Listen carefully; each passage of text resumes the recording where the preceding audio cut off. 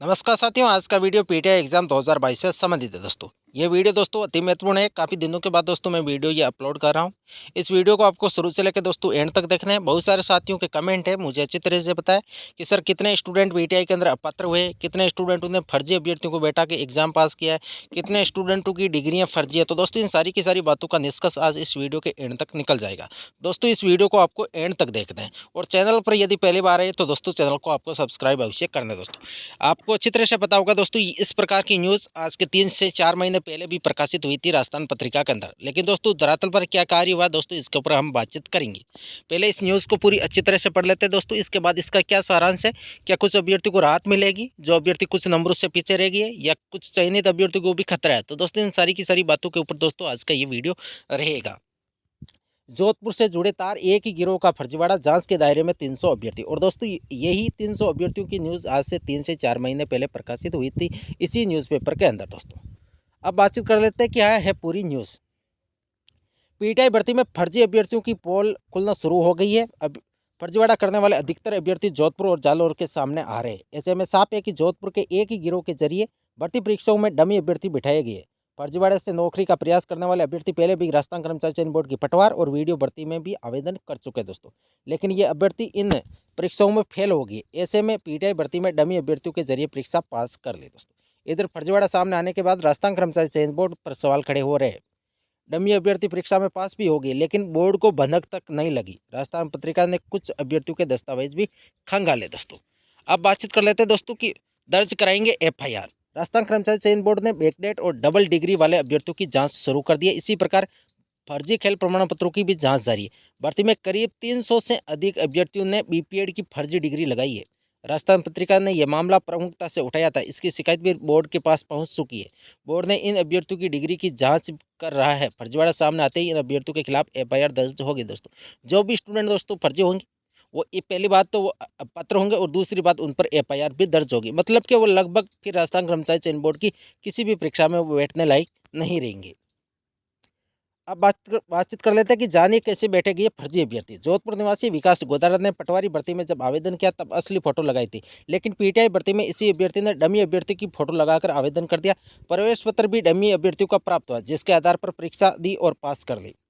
Board ने गोदारा के खिलाफ मामला दर्ज करवाया। जोधपुर निवासी सुनील चौधरी ने भी पीटीआई भर्ती में डमी अभ्यर्थी से परीक्षा दिलाई।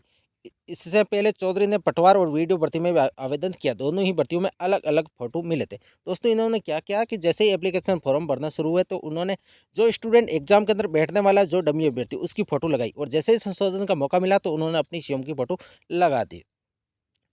ने सुनील के खिलाफ भी मामला दर्ज करवाया। जोधपुर के प्रकाश की ओर से पीटीआई भर्ती में आवेदन किया, लेकिन फोटो डमी अभ्यर्थी की लगा दी। परीक्षा पास होने के बाद प्रकाश का चयन हो गया। बोर्ड ने मामला दर्ज करवाया दोस्तों। बोर्ड अपने स्तर पर जांच करा। दोस्तों सबसे मेन चीज़ ये है, क्योंकि बोर्ड के एक अध्यक्ष है जो आलोक राज, दोस्तों उनका क्या कमेंटमेंट है। डमी अभ्यर्थी के अलावा पीटीआई भर्ती में फर्जी डिग्री की भी शिकायत आई है। बोर्ड अपने स्तर पर जांच कर रहा है। फर्जीवाड़ा करने वाले किसी भी अभ्यर्थी को छोड़ा नहीं जाएगा, मामला दर्ज कराया जाए। इनका कहना है कि जो भी अभ्यर्थी फर्जी है दोस्तों, जो भी अभ्यर्थी ने गैर अनुसूचित रूप से दोस्तों लाभ लिया, उन अभ्यर्थियों को अपात्र करेंगे। पहली बात। दूसरी बात, उनके खिलाफ एफआईआर दर्ज होगी। मान के चलिए वो आरपीएससी और राजस्थान कर्मचारी चयन बोर्ड की किसी भी परीक्षा के अंदर बैठने लायक नहीं रहेंगी, यदि अच्छी तरह से जांच हुई। दोस्तों ये न्यूज़ पहले भी प्रकाशित हुई थी, लेकिन दोस्तों इस पर धरातल पर कितना कार्य हुआ आप सभी को अच्छी तरह से पता है दोस्तों, कि पहले राजस्थान कर्मचारी चयन बोर्ड ने भी 4 से 5 महीने लिए थे कि हम फर्जी अभ्यर्थियों की जांच कर रहे हैं, डॉक्यूमेंट वेरिफिकेशन की अच्छी तरह से जांच कर रहे हैं। और उसके बाद शिक्षा विभाग भी जांच कर रहा था। लेकिन दोस्तों शिक्षा विभाग ने एक अच्छी पहल की थी। उन्होंने ऑनली काउंसलिंग कर दिया जिन भी अभ्यर्थियों पर संदेह था, या जिन पर बाहरी राज्यों की डिग्रियाँ हो या किसी अन्य कारणवश से। और जैसे जैसे उनकी जांच कंप्लीट होती गई दोस्तों, अभ्यर्थियों को पात्र करके उनकी ज्वाइनिंग आदेश कर दिए। अब दोस्तों एक न्यूज़ और है सेम टू सेम ऐसी, कि परीक्षा पीटीआई भर्ती पर आजीवन डिबार होंगे। आजीवन डिबार होंगे मतलब कि राजस्थान कर्मचारी चयन बोर्ड की जो अभ्यर्थी फर्जी तरीके से लाभ लिया दोस्तों, वो अभ्यर्थी आजीवन डिबार होंगे। मतलब वो राजस्थान कर्मचारी चयन बोर्ड, और हो सकता है कि आरपीएससी की भी किसी भी भर्ती परीक्षा के अंदर वो बैठने लायक नहीं रहेंगे। आवेदन में एपीआर लिखा, फिर फर्जीवाड़े से पुरानी डिग्री ले आई। दोस्तों ये सबसे बड़ा बैकडेट डिग्रियों वाला दोस्तों ये मामला है, कि कई सारे साथी ऐसे थे जिन्होंने जैसे ही आवेदन किया तो उन्होंने अपनी योग्यता के अंदर एपीआर लिख दिया, लेकिन जब तक उनका डॉक्यूमेंट वेरिफिकेशन हुआ तो दोस्तों उनकी जो भी परीक्षा उन्होंने पास करनी थी दोस्तों वो कंप्लीट नहीं हो पाई। तो फिर उन्होंने बैक डेट से दोस्तों डिग्रियाँ ला के वो मतलब अपनी योग्यता कंप्लीट कर लिया, और उन्होंने संशोधन करने का भी मौका मिला था उन्होंने संशोधन भी किया अपने स्तर पर। जैसे कई सारे साथियों ने तो फ़ोटो तक पहले किसी दूसरे की लगाई थी, जैसे ही उनको पता था कि अब डॉक्यूमेंट वेरिफिकेशन होना है तो उन्होंने संशोधन के मौके पर अपनी स्वयं की फ़ोटो लगा दी। अब दोस्तों पूरी नज़र डालते हैं कि क्या है पूरी पीटीआई भर्ती में लगातार आ रही। दोस्तों आपको इस वीडियो को थोड़ी हाई क्वालिटी के अंदर देखना है, क्योंकि ये आपको धुंधला दिखाई देगा। तो 360 क्वालिटी के आसपास इस वीडियो को आपको देखना है। पीटीआई भर्ती में लगातार आ रही शिकायतों को लेकर राजस्थान कर्मचारी चयन बोर्ड ने सख्त रक्त अपनाया है। एक दिन पहले ही इस परीक्षा में डमी अभ्यर्थी बैठाने वालों पर बोर्ड की ओर से एफआईआर दर्ज कराई जा चुकी है। जिन अभी अभ्यर्थियों ने दूसरे अभ्यर्थी को बैठाया था एग्जाम के अंदर, दोस्तों उन पर एफआईआर दर्ज राजस्थान कर्मचारी चयन बोर्ड ने कर दी है। इनका कहना ये है अब फर्जी डिग्रीधारियों पर भी कार्रवाई की तैयारी की जा रही है। शिकायत मिलने के बाद बोर्ड ऐसे अभ्यर्थियों की भी पहचान कर रहा है जिसकी डिग्री पर संदेह है। बोर्ड के निशाने पर ऐसे अभ्यर्थी है जिसने आवेदन में तो एपीआर लिख दिया था और फिर बैकडेट की डिग्री जमा करा दी। दोस्तों सबसे बड़ा सवाल यही है कि पहले तो एपीआर लिखा, जैसे ही उनको पता कि अब हमारी योग्यता कंप्लीट नहीं हो रही है तो उन्होंने पहले 2-3 साल पहले की कोई डिग्री वहाँ पे जमा करा दी। इसी के साथ ही बोर्ड की भर्ती परीक्षाओं में एक ही साल में दो अलग अलग डिग्री दर्शाने वालों की भी डिटेल खंगाली जा रही है। जांच के बाद फर्जीवाड़ा करने वाले ऐसे अभ्यर्थियों की बोर्ड की भर्ती परीक्षाओं से आजीवन डिबार किया जाएगा। दोस्तों ये मैं पिछले इस कई सारे साथियों को यदि लगातार मेरा वीडियो देख रहे हैं तो दोस्तों मैंने आपको स्टार्टिंग के अंदर भी बोला था कि पीटीआई के अंदर बहुत ज़्यादा फर्जीवाड़ा हुआ है। दोस्तों बहुत सारे साथी ऐसे थे जिनकी जेन्युइन डिग्री थी, जिनके नंबर भी अच्छे खासे थे, लेकिन दोस्तों कई सारे साथी ऐसे थे जो पीटीआई से उनका ज़्यादा लेना देना भी नहीं था, किसी अलग कंपटीशन की तैयारी कर रहे थे, लेकिन उन्होंने किसी भी साँठ गांठ करते दोस्तों फर्जी डिग्री ला के इस वैकेंसी के अंदर अलग से ही कुछ बहुत ज़्यादा कंपटीशन बढ़ा दिया था, जिसमें जो जेन्युइन कैंडिडेट थे दोस्तों उनको जॉब नहीं मिल पाई। ये रियलिटी आप सभी को अच्छी तरह से पता होगा दोस्तों। इसी के साथ बोर्ड की भर्ती परीक्षाओं में एक ही साल में दो अलग अलग डिग्रियां लगाने वाले की भी डिटेल खंगाली जा रही है। जांच के बाद फर्जीवाड़ा करने वाले ऐसे अभ्यर्थी को बोर्ड की भर्ती परीक्षाओं से आजीवन डिबार कर दिया जाएगा। कर्मचारी चयन बोर्ड की ओर से हुई 5546 पदों की पीटीआई भर्ती 2022 से शुरू से ही विवादों में रही है।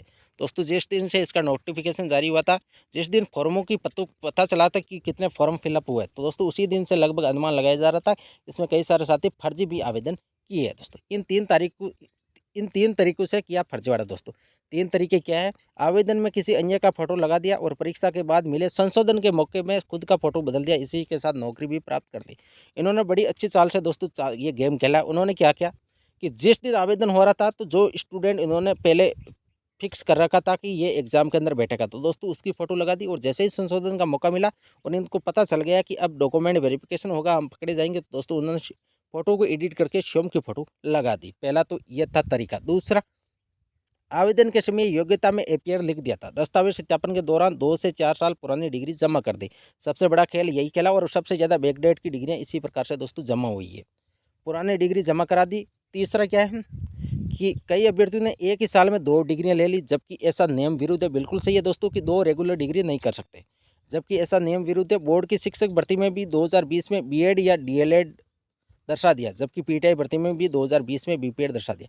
मतलब कि उन्होंने 2020 के अंदर बीएड या डीएलएड भी, उन्होंने डॉक्यूमेंट ये कह रहे हैं कि उन्होंने 2020 के अंदर बीएड भी की है और 2020 के अंदर पीटीआई के अंदर बीपीएड भी की है। तो दोस्तों ये कैसे संभव है? दोनों ही रेगुलर डिग्री है।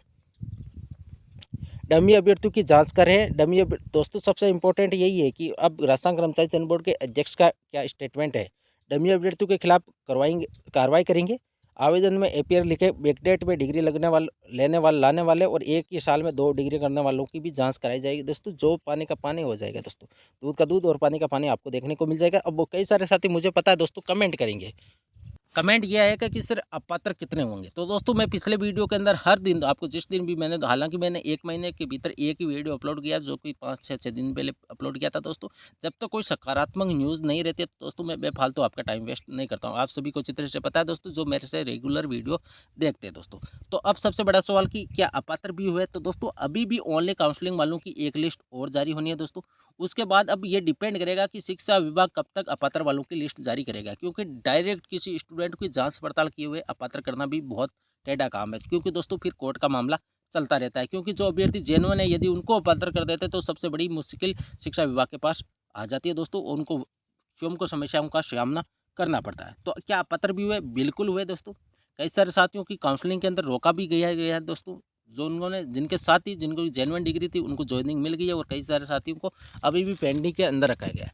जिनके मैं एक ही चीज़ पहले स्टार्टिंग से ही बोल रहा हूँ, जो अभ्यर्थी बिल्कुल जेन्युइन है, जिन्होंने अच्छी तरह से दोस्तों अपने जो तरीके थे, नियम थे, उसी रूप से यदि डिग्री हासिल की, उनको 1% भी टेंशन लेने की आवश्यकता नहीं है। हो सकता है आपकी जॉइनिंग में कुछ एक्स्ट्रा टाइम लग जाए, 10 से 15 दिन दोस्तों एक्स्ट्रा टाइम लग सकता है। अब कई सारे साथी बोलेंगे सर आचार संहिता में जॉइनिंग होगी, क्योंकि कई सारे साथी अभी भी ओनली काउंसलिंग है। तो दोस्तों मैं आपको बता दूं, इसके लिए परमिशन लेने की आवश्यकता होगी, शिक्षा विभाग परमिशन भी ले लेगा, और यदि परमिशन मिलती है तो दोस्तों जो ओनली काउंसलिंग वाले स्टूडेंट हैं उनको भी ज्वाइनिंग मिल जाएगी। आचार संहिता पर ज्वाइनिंग का क्या प्रभाव पड़ेगा? आचार संहिता पर ज्वाइनिंग पर आचार संहिता का क्या प्रभाव पड़ेगा? दोस्तों मैं बता दूं, इसके लिए परमिशन लेने की आवश्यकता होगी। शिक्षा विभाग को परमिशन आप सभी को अच्छी तरह से पता होगा दोस्तों, शिक्षा विभाग के पास अभी भी बहुत सारी भर्तियों की अनुमति लेने की दोस्तों फाइल निर्वाचन आयोग के पास भेजी है, जिसमें 3rd ग्रेड भी है, 2nd ग्रेड भी है, 1st ग्रेड भी है। तो दोस्तों ये देखने वाली बात होगी कि निर्वाचन आयोग अनुमति देता है या नहीं। यदि अनुमति दी जाएगी तो दोस्तों आपको टेंशन लेने की आवश्यकता नहीं है, आपकी ज्वाइनिंग हो जाएगी। दोस्तों आपको थोड़ा बहुत पेशेंस बनाए रखना है। अब अपात्र कितने हुए, तो दोस्तों आप एक अनुमान के हिसाब से मान सकते हैं कि ये 300 अभ्यर्थियों की खबर डेली की डेली न्यूज़पेपर के अंदर आ रही है। तो आप ये मान के चलिए 16 अभ्यर्थी तो वो है जिन्होंने डेमी अभ्यर्थी बैठा दी, और दोस्तों ये 16 के 16 वो स्टूडेंट है जिन्होंने कट ऑफ से ज़्यादा नंबर अर्जित किए। तो ये 16 तो नहीं स्टूडेंटों को मौका मिलेगा। अब कितने स्टूडेंटों ने बैकडेट से डिग्री ली है, फर्जी डिग्री ली है दोस्तों, वो भी स्टूडेंट है। तो दोस्तों आप मान के चलिए 300 के आसपास अपात्र वालों की लिस्ट आपको देखने को मिल सकती है। ये अब कब तक मिलेगी, तो दोस्तों इसका रिप्लाई मेरे पास कुछ भी नहीं है, आपको इंतजार करना पड़ेगा दोस्तों। लेकिन दूध का दूध और पानी का पानी आपके सामने हो जाएगा, आपको थोड़ा बहुत धैर्य बनाइए रखना है। तो दोस्तों ये थी आज की वीडियो। दोस्तों वीडियो अच्छी लगी तो वीडियो को ज़्यादा से ज़्यादा शेयर करें और चैनल को सब्सक्राइब अवश्य करें। Thank you.